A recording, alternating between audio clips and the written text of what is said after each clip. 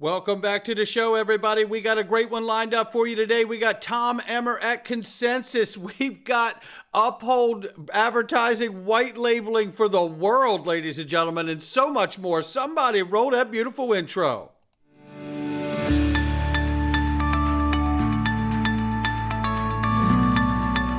Digital Perspectives with Brad Kimes. Come on in.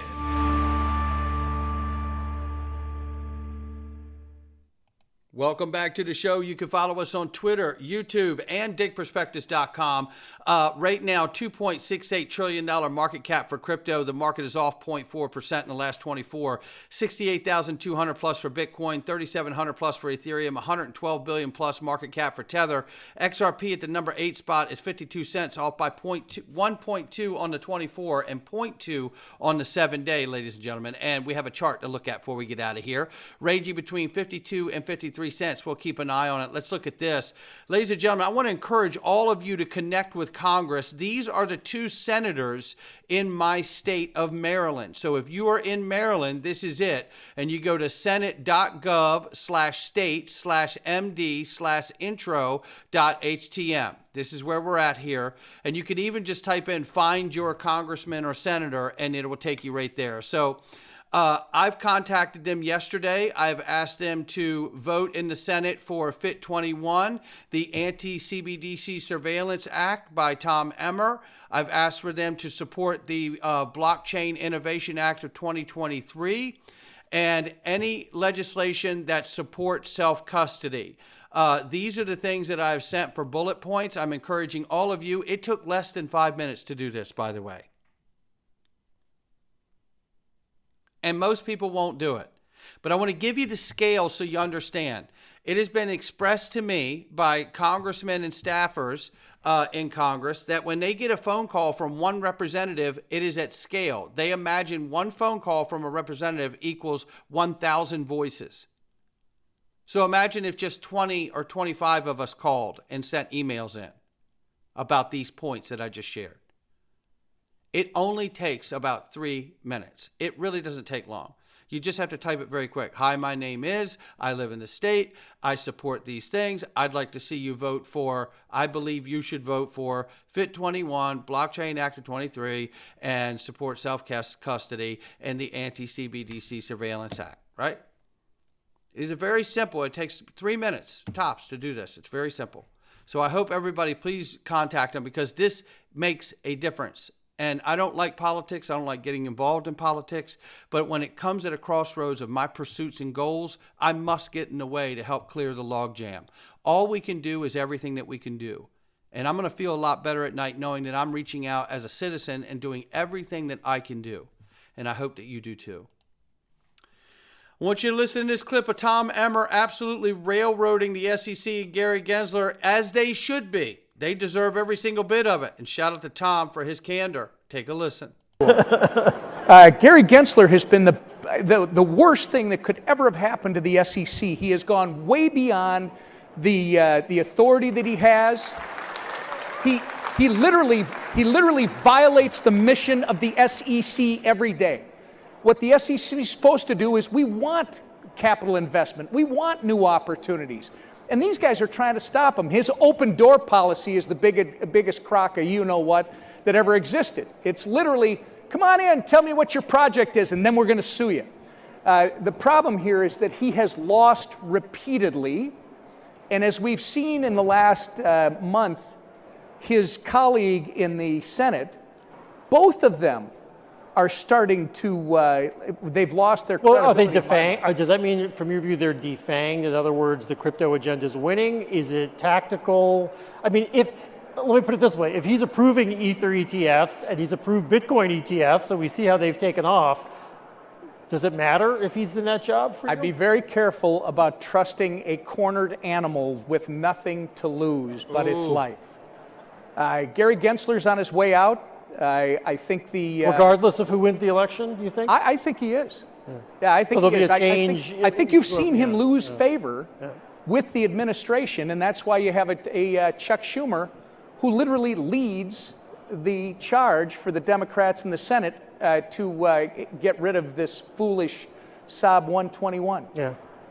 One other news. There you have it right there, and it's absolutely true. He is losing favor. I want to remind everybody of this now from Eleanor Terrett. Shout out to her. The House Financial Services Digital Assets Subcommittee will be discussing tokenizing real-world assets in a hearing next Wednesday. Wonder if Carlos Domingo or anyone from BlackRock will be asked to testify. Shout out to Carlos. Had a chance to interview him at DC Blockchain Summit. It was amazing, and they are doing incredible things. You can watch that interview in the video library on the channel. Here is look, this is fantastic news. Mastercard's newest reveal will enable blockchain transactions between Latin American and European corridors, ladies and gentlemen. Let's take a look at this. You can see it right here, Woo Blockchain talking about it. And there is the headline right here. But what I want to get you to is who it is, right? So let's talk about the players that are in this thing. Mastercard announced the launch of the first P2P, peer-to-peer pilot transaction of Mastercard Crypto Credential on May 29th. The crypto exchange users will be able to send and receive crypto using their Mastercard Crypto Credential aliases. Users in Argentina, Brazil, Chile, France, Guatemala, Mexico, Panama, Paraguay, Peru, Portugal, Spain, Switzerland, and Uruguay will be able to send cross-border and domestic transfers across multiple currencies and blockchains. Ladies and gentlemen, it is happening right before our eyes. It is amazing to watch this take place. And this here is an illustration of that Bank XRP shares here. I'm going to open this up just so we can see some of this. And you can just see that it's showing an example of how Mastercard Crypto Credential works. Exchange first verify a user under the set of Mastercard Crypto Credential standards. And then it says here, as you move forward, you're all set. At this point, the user obtains an alias to send and receive funds across all supported exchanges. So no more long, crazy addresses that I fat-fingered the address and I messed it up. There was a typo of some sort, and it was supposed to be an X or a capital X or lowercase. Now you can send using your handles, basically, your aliases on this platform. Then it goes on to say, when a user initiates a transfer, a Mastercard Crypto Credential verifies that the recipient's alias is valid, and then it moves to the next phase, and that's the recipient's wallet supports the digital asset and associated blockchain with it. And then you can see the transfer showing in the demo, and then simply submit your transaction with the assurance that your funds are going where you need them to go. And it gives the send verification numbers. You can see it verifying all of that information here. And it says, and I think there's one more display here. And then it says, so, okay, yeah, so it's actually listing out there what the lists are. So, common set of verification standards, simple, safe user experience, reduced risk of losing funds, compliant, transparent transaction management, and more. Now, if you haven't seen the video from earlier today that I put out with David Schwartz, interview with Rachel Wolfson at Consensus, please go watch that video, because you're going to hear him talking about oracles will be a new feature coming to the XRP ledger, and essentially regulated institutions are oracles, which means regulated institutions are about to come to the XRP ledger. Go watch him say it. This is also live from Consensus. JP Morgan wants everybody to know, hey, we're in this thing. We're in this thing, everybody. We could do it too. Take a listen. X has been around almost a decade, so it might be the longest lasting blockchain business at any financial institution. And we went from what used to be a couple of people, actually literally 10 years ago, to now about 300 people who do this full time. So we also have one of the biggest and probably one of the most experienced teams. And our focus has really been really getting inspired by, frankly, places like Consensus, like this conference, and the folks who are here. So get inspired by Web3 and see if we can bring some of those ideas, and many of those are great ideas, like 24/7, instant settlement, immutability, programmability and composability. How do we bring that into regulated financial institutions? And so we've been on a journey for many, many years in our business unit at JP Morgan, and now I think our focus increasingly is turning towards tokenization and money. So we are also, frankly, I think one of the very few banks, if not the only one, that has the scale of payments that happen on a blockchain anywhere in the world. So more recently, we've been starting to do more and more synchronized payments with others, because many other chains, especially the ones that are permissioned, really lack money. So they have tokenized assets. They don't have a payment vehicle. So we are now providing them through our synchronized payments capabilities, JPM Coin as a solution. Similarly, we just issued a muni bond on our chain for the first time, which is also, a step towards using it more broadly. So the cool. And it absolutely is. But what I want to come into is where he talks about having these vehicles to move this value around is exactly why Ripple will be launching a stable coin this year. Come on in. ISO 20022 will facilitate between legacy network and emerging payment gateways like Ripple and R3 Corda. Here it is. ISO 20022 will allow more information to move with payments. Ultimately, will facilitate payments moving between legacy networks such as SWIFT and emerging payment gateways like Mastercard, Ripple, or R3's Corda.